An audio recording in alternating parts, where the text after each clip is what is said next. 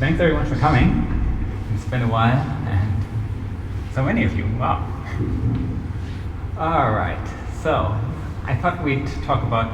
Ooh, lots of reverb in this. Could someone adjust the mic so it's doesn't sound like we're in an echo chamber here? Thanks. What's wrong with the world, and address some of the topical issues that we're facing. So, I thought I'd ask you, what do you think are some of the problems in the world right now that are most pressing? Anyone? Come on, call it out. Violence. Yes. Anything else? Disease, of course. Yes. What else? Yes. Ego. You're very good. We're actually going to talk on that. Yes. Disconnection. Yeah. Corporate greed, yes, always the thing. Capitalism, yes, of course. Anything else? External access. No external access? Okay. People living in the past. People living in the past, not in the future. All right, yes, lots of problems. We won't be able to address all of them, but I thought we'd talk about the two things that are surely on everyone's mind, which is, of course, there's this one, which, of course, New Zealand is a fantastic place, but the rest of the world, not so much. And just quickly addressing this, and this all ties into our topic today, of what's the underlying issue to these kinds of problems, is as you hear so much coverage about this virus and how it's causing so many problems and how this vaccine might solve it, and this drug might help it, and this study proves this, and there's corporate corruption, and who knows where it came from, and all these things. But what no one addresses is the fact that this virus and lots of similar past viruses all come from cross-species jumping, where a bat will infect a camel, which will infect a human. A bat will infect a pangolin, which will affect a human. A bat infects an ape, which infects a human, and so on. So you have these cross-species jumping going on, which only happens if you have mass concentration of different animals that don't usually hang out together. Bats and camels are not usually in the same place. So, but if you artificially bring them together through animal agriculture, you get these diseases that wouldn't normally occur,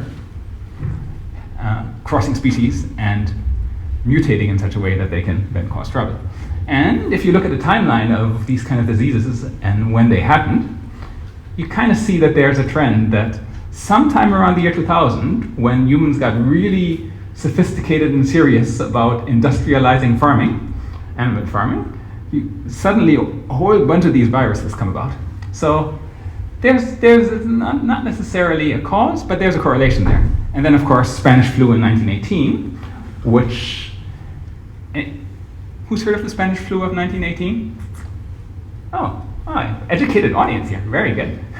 Which killed between 20 and 100 million people, about 100 times more than this current COVID-19 has.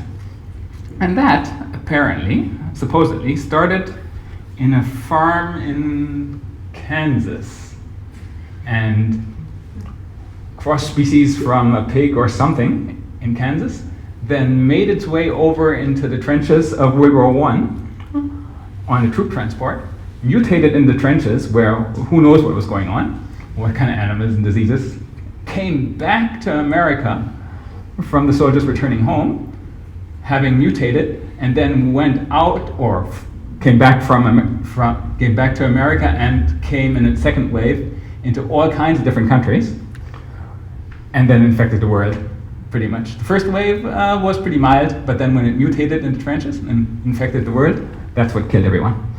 So again, animal agriculture in Kansas, probably, and no one really knows where it came from, but even the UN acknowledges that what's causing all these diseases? It's deforestation, too much antibiotics, animal agriculture, illegal wildlife trade, and climate change. where species, animals have to move to different spots because their habitats are being destroyed. So whether it's a wet market in China or it's a poultry slaughterhouse in America, these things are contributing to, are really one of the underlying causes of disease that no one's really talking about. So I thought I'd talk about it, just to make everyone aware. And of course, the obvious way to minimize this, not that you can eliminate disease entirely, but you can minimize these cross-species jumps of diseases by, of course, going vegetarian. And if there's no demand for these kind of things, the industrial food operations will close down by market forces. That's a picture of a virus, by the way, infecting a cell. The golden things are viruses under an electron microscope invading a cell, the thing in the middle. All right, but with that in the back of our minds, let's move on to this one. Violence and racism, which in Christian consciousness we have a lot to talk about. That's Auckland protest, by the way.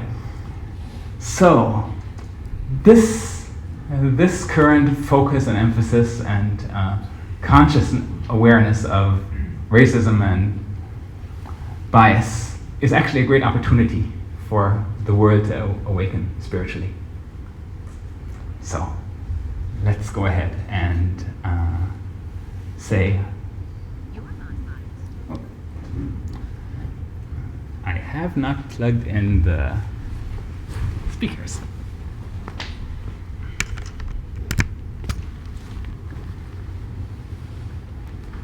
So, who here would say they're a racist? Okay, no one. But you might be shocked to know that probably most people here have some bias, racist bias, because you're not biased, right? The implicit association test, or IAT, can reveal racial and gender biases you might not even know you have. Here's how it works. The test asks you to rapidly group a series of images and words. For instance, in one section of the race IAT, you press a certain key whenever you see a white face or a positive word. You press another key if it's a black face or a negative word, and you have to react as fast as you can. In another section, the associations are reversed. White faces go with negative words, while black faces are grouped with positive words. It turns out that 70% of test takers, white and non-white, respond more slowly when grouping black faces with positive words. The test calls this an automatic preference for white people. Other IAT tests on subjects like gender and disability have also found pervasive automatic associations that mirror social stereotypes. Indeed, most test takers would answer on a questionnaire that white and black people are equal, and men and women should have equal pay. And many of them honestly think so. We're not talking about extremists here, but people like you and me. So what might the IAT reveal about us? We may grow in our life to recognize that we don't endorse a particular stereotype about a group, but that doesn't mean that we lose that memory for what the culture has taught us the stereotype to be by function of simply seeing someone from the group. One of the things we do unconsciously and automatically is pull out of memory all the information we have about the group. And these memories shape what we perceive as reality without us realizing it. Implicit biases can be hidden in our everyday action. So yeah, 70% of people are biased in the traditional pervasive biases that are sweeping through the world. So even without realizing, most people, including black people, are biased against black people. And most women, including women themselves, are biased against women for pay.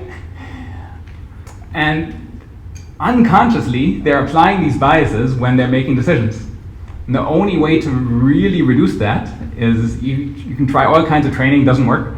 The only way is to come up with a completely objective criteria that say, okay, a person gets paid this much if they meet this criteria and this criteria and this criteria, and there's no wiggle room. You've been here 5 years, you get paid this much, and then you can eliminate the bias. But as soon as there's some human judgment involved, these unconscious biases come in and change people's reactions according to long-held stereotypes that are pervasive throughout society. So how do you get rid of something like that? Even if you consciously don't want the bias to exist, still unconsciously, you're getting these things happening. And it's not just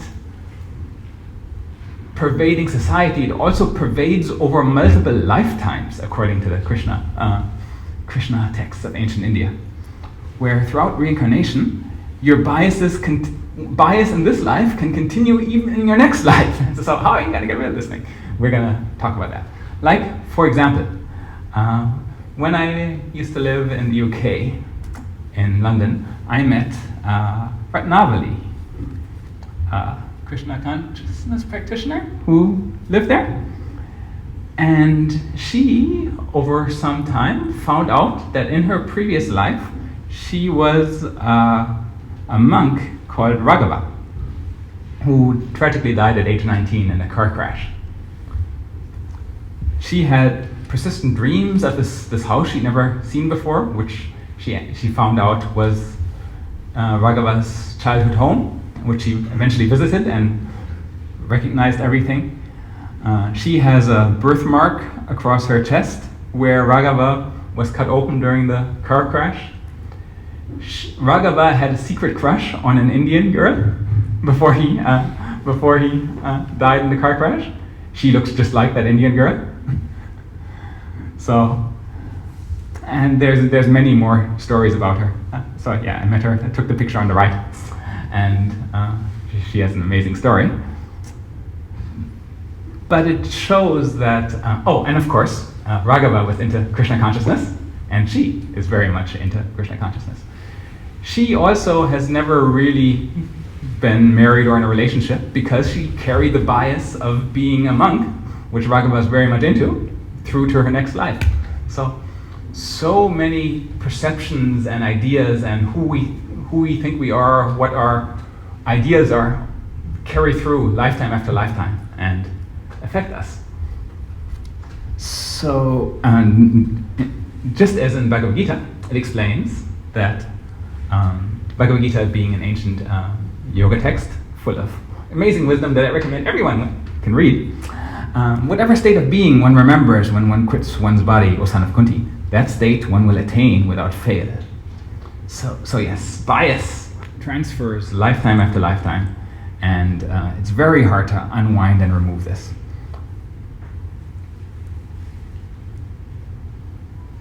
So what can help? What can undo this incredible amount of unconscious bias that leads us to unconsciously do things that we don't actually want to do? Answer is knowledge. Knowledge can help break that. Here's an example that's kind of relevant to the police brutality idea, which everyone's talking about currently. So let's paint a very simple situation for you guys. The officer is mounted, controlling, putting hip pressure hooks in. In this situation, the officer has control, the suspect is down, the suspect is obviously fighting, resisting, the officer has to take him down and control him. Now here's the deal. Everything can change if the suspect goes for the officer's gun. Freeze! Don't move. Right here, the suspect is showing, right, the intent of he's assaulted, he's fighting the officer, and he's showing, right, lethal intentions by reaching for the officer's gun, right? In almost every jurisdiction, a jury would say, yes, he went for the gun, that's serious threat, he could kill the officer. So if I was the partner here, I would be justified in shooting him because he's about to take my partner's gun and shoot us both. So that would be a lethal force, justifiable, level 4, level 5 threat scenario. If you don't have any tools, that's what would happen. But let's go start over, you're mounted, and let's watch what would happen. Go for the gun, Evander. Look, go for the gun, Evander, here, go. Look, go for the gun, Evandro. Grab his gun, for real. For real, for real. Throw him off. Throw him off, Evandro. Look at this, you guys. So it's called double underhook mount control with super hooks on the backside here. Elbows are flared for weapon retention. Can you grab his gun right there? No, I can't. Impossible, because Hito's elbows are flared and his fists are up above his head with the S grip over the head. How much energy is spending over there, Hito? Very little energy. Very little energy. All he has to learn is hooks and hip pressure, and the fact that when someone goes for the gun, you underhook on the side, and if he goes for the taser, you underhook on the same side. Now, if I'm the partner and I walk up and I see this, and I see this level of control, and I pull my gun out to shoot the suspect, Hito, what would you say to the officer over here? Folks, I got this. No need. There's no Take your need. gun out, This is not a lethal force situation anymore. But the only thing that changed this from a lethal force justifiable situation for Hito to a non-lethal control, neutralize the threat, de-escalate, put out this fire with water. The only thing that changed that is the knowledge of the officer to use his body or her body in a way that they had not previously learned. So yeah, a little bit of knowledge, in this case knowledge of Brazilian Jiu-Jitsu, could have changed that horrible situation of George Floyd if the officers had been properly trained how to retain someone without choking them to death. Then all of this could have been avoided. And of course that's a pervasive problem in America, where police officers, you're practically made a police officer with 2 weeks of training, practically speaking. So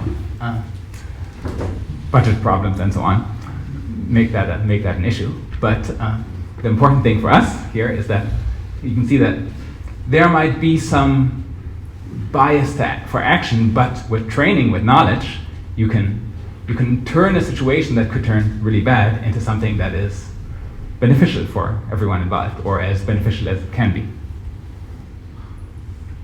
Which brings us to some spiritual knowledge.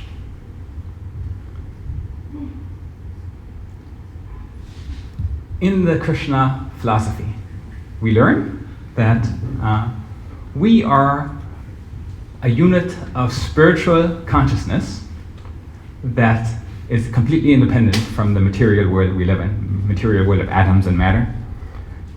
That spiritual consciousness is surrounded by a layer of mind, or mental desires, snap judgments, intelligence, which is surrounded by a layer of physical body, which is like a machine that carries out the desires of the consciousness, transmitted through the mind to manifest as thoughts and ideas, transmitted to the body to manifest as actions. This is relatively easy to understand, incredibly hard to actually realize. Once we realize this, so much bias goes away. With this in mind, racism makes no sense whatsoever, because if you are an eternal spiritual consciousness, you can have any number of external bodies or minds. You can have thoughts and opinions, be born in one country or be born in another country, be white, black, pink, yellow, green, whatever, it doesn't matter. Your body is purely external, completely swappable, has nothing to do with your real self. So to judge someone else based on what their body looks like, or even what their mind looks like, what their ideas, their thoughts, their opinions is, makes no sense. It's stupid.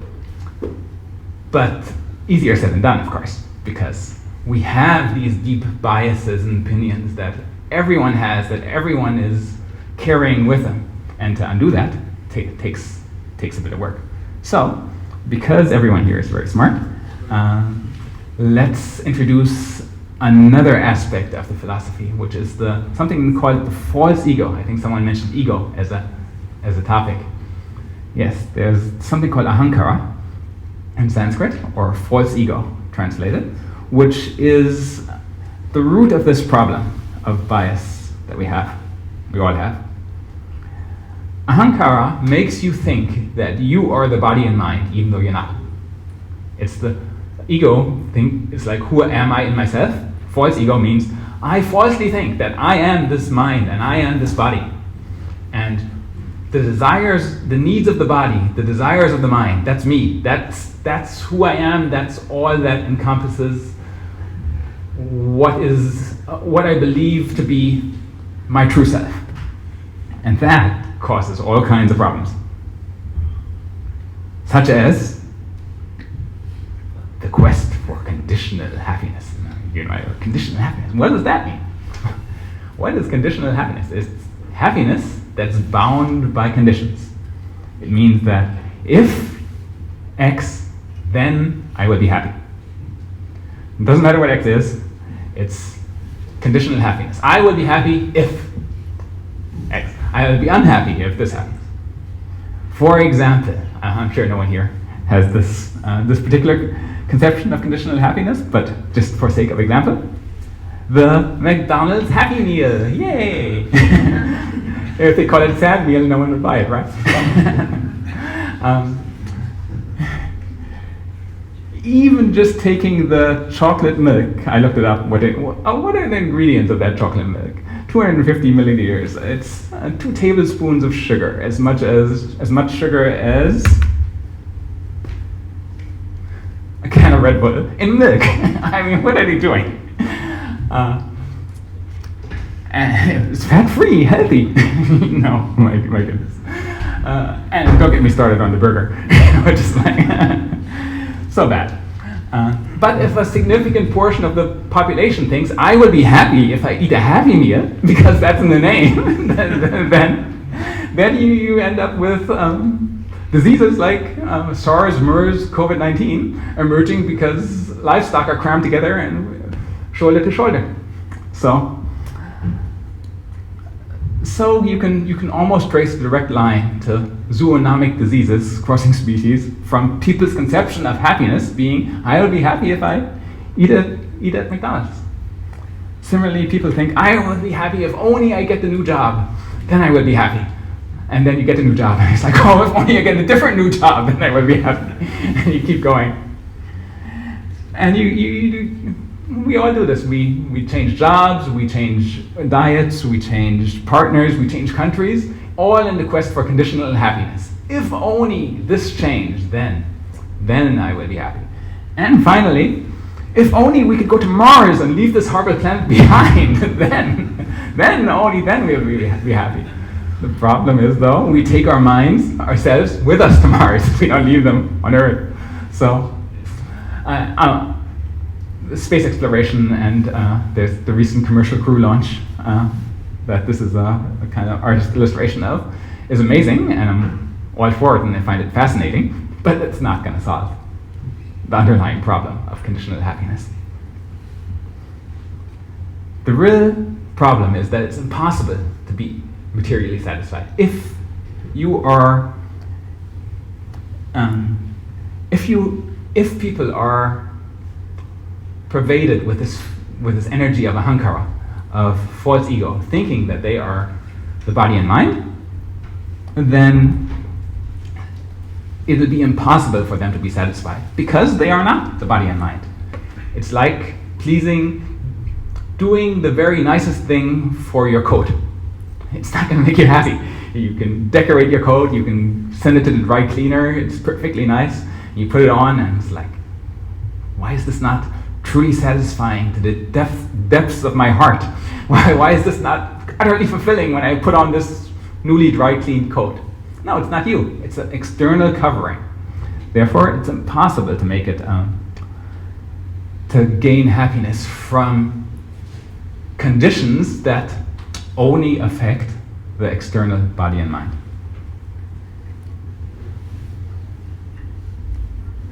And this ahankara, of course, also makes some people at least believe that, falsely believe that the color of their skin is somehow significant in their happiness. I have some personal story to share about that. You might not know my mother is African American, my father is German, so that's why I look like I could be from any country in the world, pretty much. But my grandfather was a Nazi.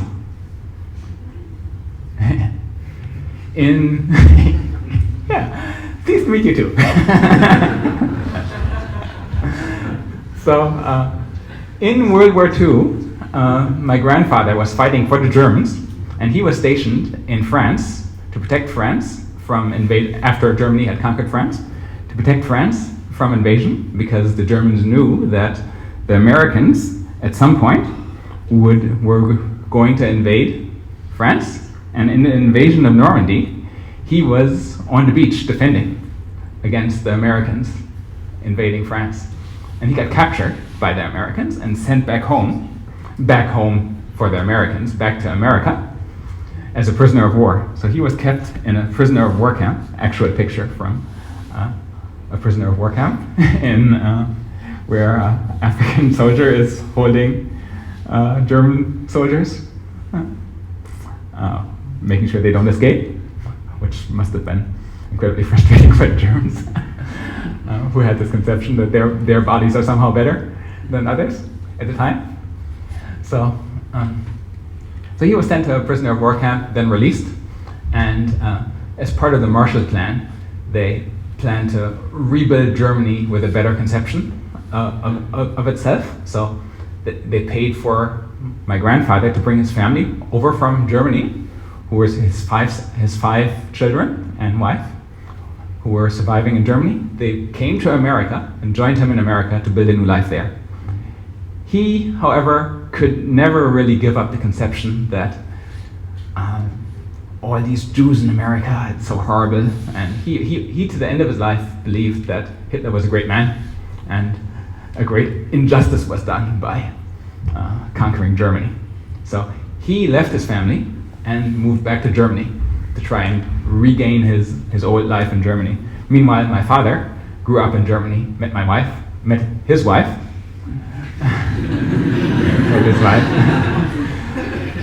met his wife while studying music in university, and they got married. And of course, when my grandfather found out about that, he was like, "Oh my goodness! First Germany gets conquered, and now my son marries a black woman. My God, horrible." Here's a picture of awkward get-together over Christmas, and that's the grandfather with his second wife, and my father and his wife, my mother. That's 1975 that was taken. So one of my father's sisters did some genealogical research recently and found out that my family name is Seidenberg in German, which sounds like an awfully Jewish name, and in fact it is. My father just didn't realize, my grandfather didn't realize. So all along, he was a Jew. And he had this conception that he was a superior body. So you can see how completely flawed this Ankara conception is, that I am this body, when more often than not, you're not even the body that you think you are. You're not even the mind that you think you are. You might believe one thing in your 20s, and then in your 40s you believe something completely different. Minds change all the time. Mental conceptions do not represent who we are, and yet we hang on to them so tightly, thinking, yes, I believe this, I am this. I am a Kiwi, I am black, I am white, I am Jew, I am man, I am a woman even. All these things are external. So when we look back at the Krishna knowledge, it explains through an amazing verse in the Bhagavad Gita, which I'll read the Sanskrit of. So for those that don't know, Bhagavad Gita is a text that's about 5,000 years old from ancient India, written in the world's oldest language, known as Sanskrit. And Sanskrit is a very beautiful melodic language where everything is written in verse, everything rhymes and has a beautiful melody to it, which helps preserve the translation, helps preserve the original wording of the text. Because if you break the meter, if you change a word, you break the meter of the verse, and it helps people remember that the verse is right. And if you try and cheat and change one word to another, it doesn't work anymore, and everyone realizes that's not the original text anymore. So it's a way of preserving knowledge through poetry. So this verse is Vidya Vinaya Sampane Brahmani Gavi Hastini Suni Teva Swapakecha Pandita Samaddarshinaha.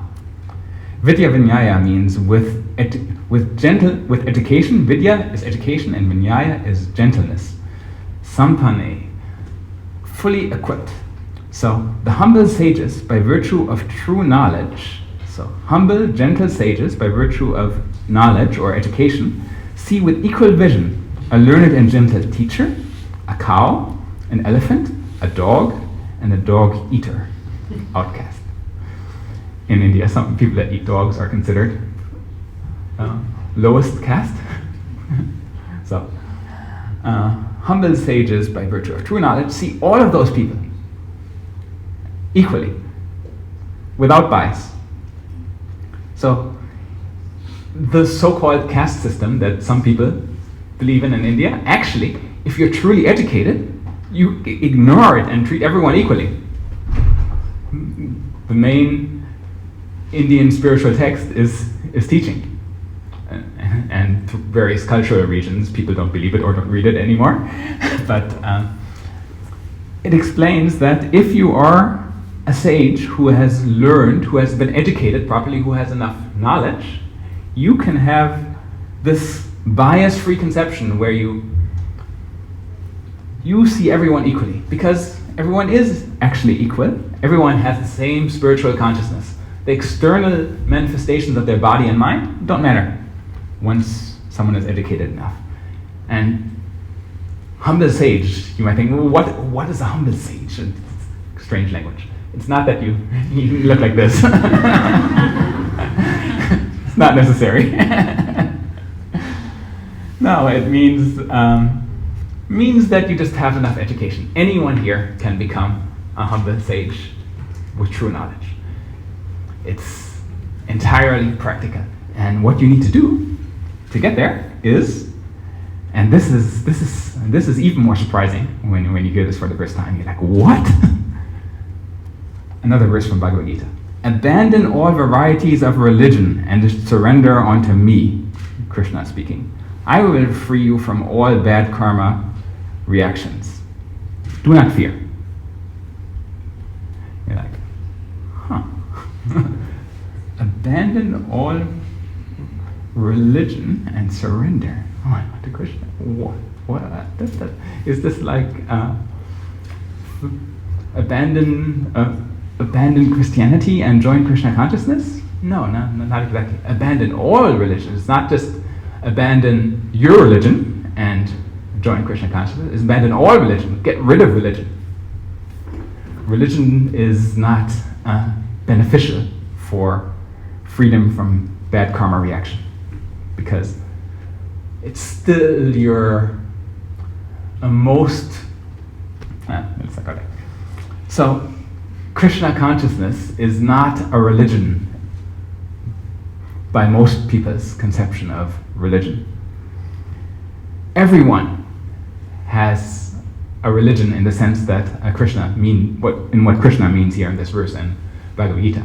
Everyone has a conception of who they are and what their story is in their life.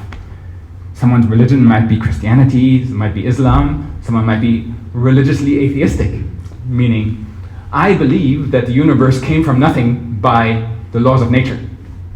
That's a belief. No one has seen what happened in the Big Bang 20 billion years ago. Someone firmly believes that, yes, the universe manifested by accident. That's as much as a belief as God created the universe in 7 days. It's wrapped up with a whole bunch of science, sure, but comes down to it, it's a belief. Someone might believe, I am white, I am black, I am a Nazi. Someone might believe as their religion, their conception of who they are.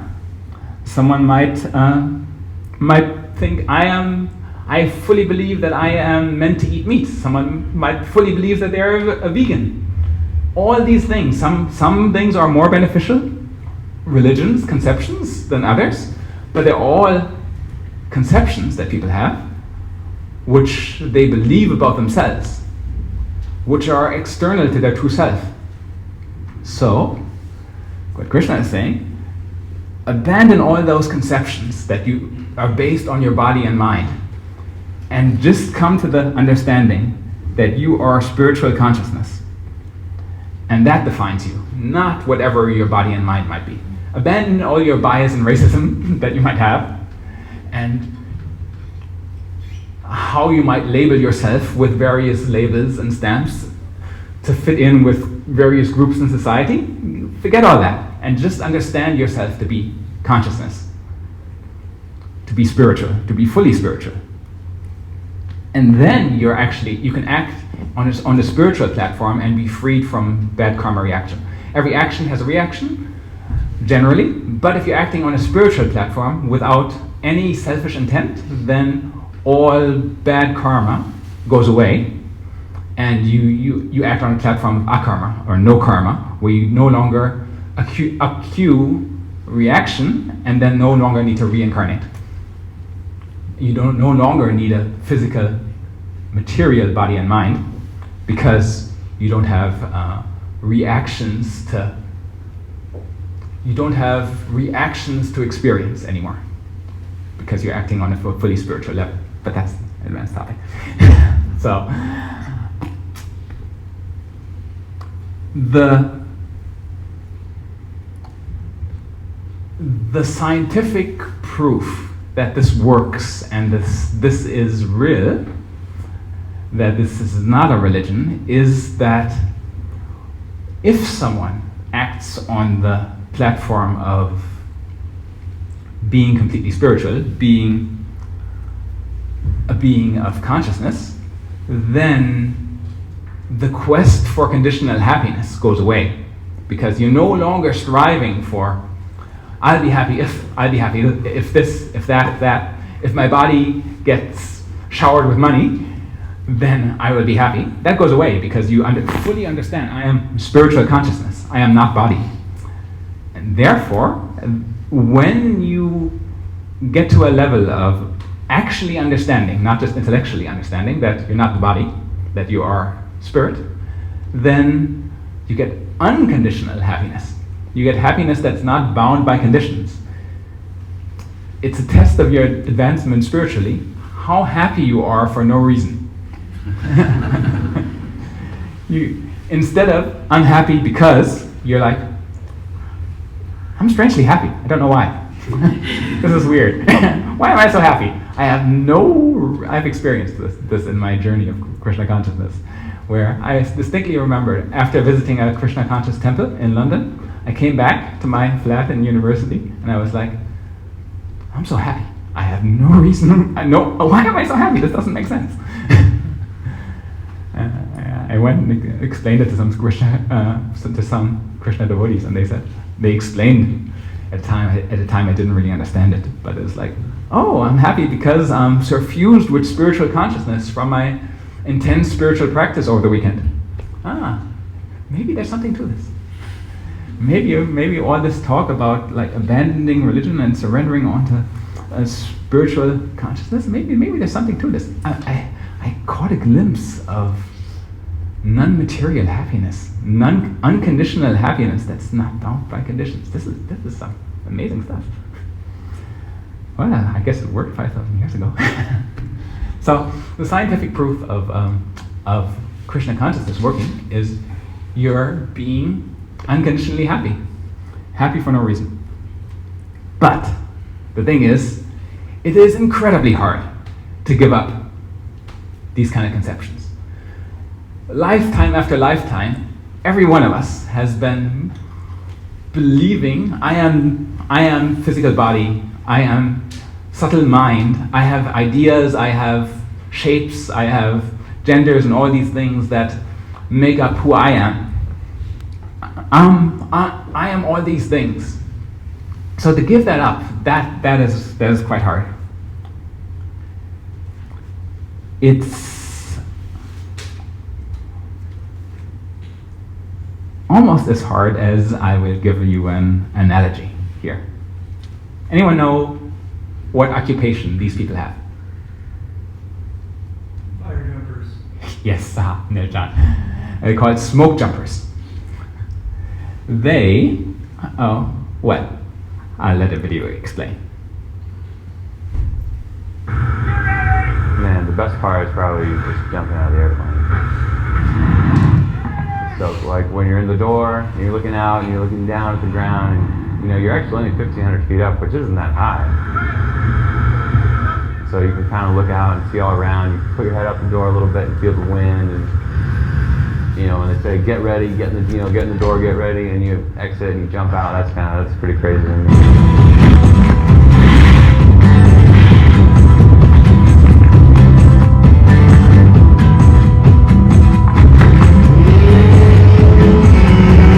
So most of the fires that we go to are the fires that you'll never hear about. They're the fires that we're going to catch. And fires don't behave themselves. They're going to do what they want to do unless you dictate otherwise. You hit the ground, take off all your gear, and then we carry, it's called our PG bag. We carry it right here on us and on our front. And that has like our hard hat, food, and water. And then they do cargo drops. So the plane flies over and drops out our tools and sleeping bags and more food and more water. And we collect all that, and then we go to fighting fire. What we do is we break up into a couple different groups and we try to cut line around the fire. That's removing all the fuel on the outside edge of the fire with chainsaws and hand tools. So the fire theoretically can't spread anymore. Then you can start mopping it up. It's a job that not many people can do. Our job is having to fire and chaos.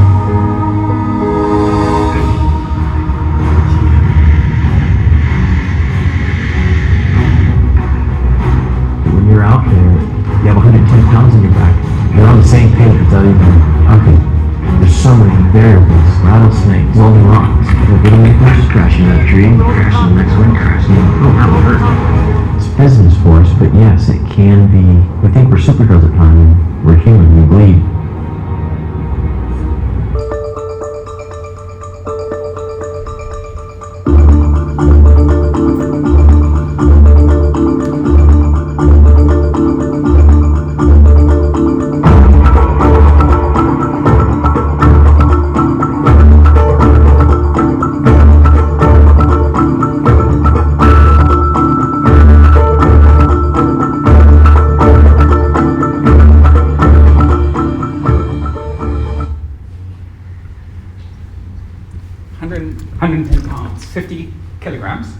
Of equipment, plus a chainsaw that a smoke jumper carries for 3 days through the forest trying to fight a fire. So a while ago, there was a tragedy of smoke jumpers being caught. They were aiming to fight a fire, but the fire was coming too quickly. So they turned around and were running up a ridge to try to escape the fire. The fire chief, Wag Dodge, ordered his men to drop all their equipment, drop all their tools, and run for it, because the fire was gaining on them. But his men didn't do it. They kept carrying their 50 kilograms of stuff up the hill. Of course, if any of you tried even lifting 50 kilograms, it's hard. So they were making slow progress up the hill. And you think, why didn't they drop their equipment? And you heard it in the video. Being a smoke jumper, you're almost like a superhero. You jump out of airplanes into the wilderness, have all kinds of equipment that can stop a forest fire. That's amazing. It's like you're Captain America or something. So to drop your equipment that enables you to be the superhero, to throw away the conception of who you are, that's all wrapped up in your suit, your axe, your chainsaw, and your provisions and your pack and all these things, to throw that away and to be just a mere mortal who bleeds, who is normal, and to give that up, that was too much. The smoke jumpers were faced with the decision to give up everything that made them who they thought they were. So they couldn't do it. They clung to the one thing that gave them comfort and safety and tried to outrun the fire, carrying all that equipment, and all but 3 of them died. Even though, when you see,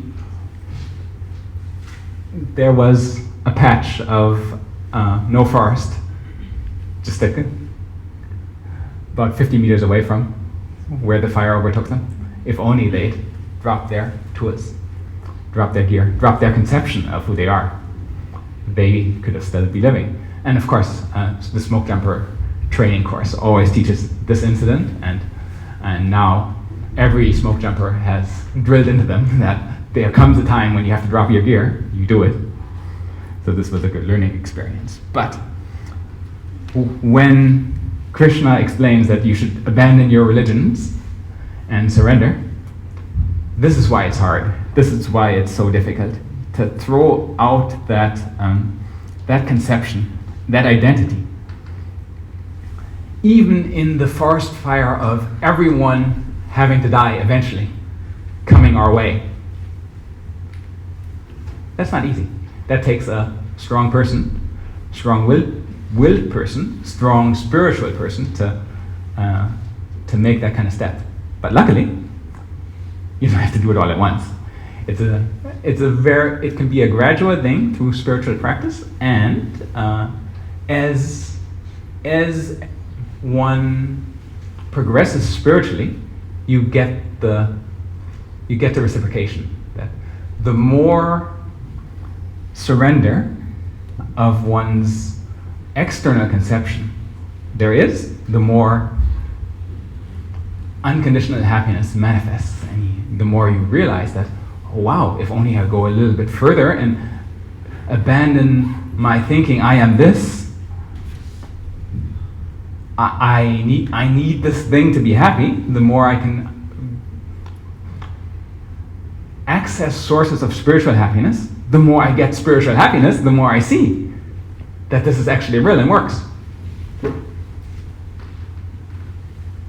And as another side effect, the more one is a pandita samadarshanaha, a sage who sees with equal vision, a sage who has no more bias in their conception of how they see people. So, spiritual practice such as reading books like Bhagavad Gita or meditating on beads to mantras, which we all teach here, or volunteering here for example, are all techniques to get to this conception of being free of bias and having access to unconditional happiness, as well as being free from these artificial conceptions of body and mind, and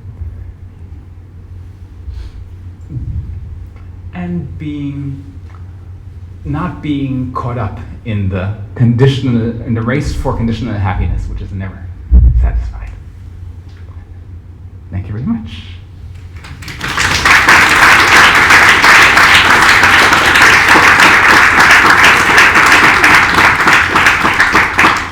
And I think we're out of time, right? So Yes, we are. we'll skip questions for now. You can find him over dinner and Yes, ask him yes. questions.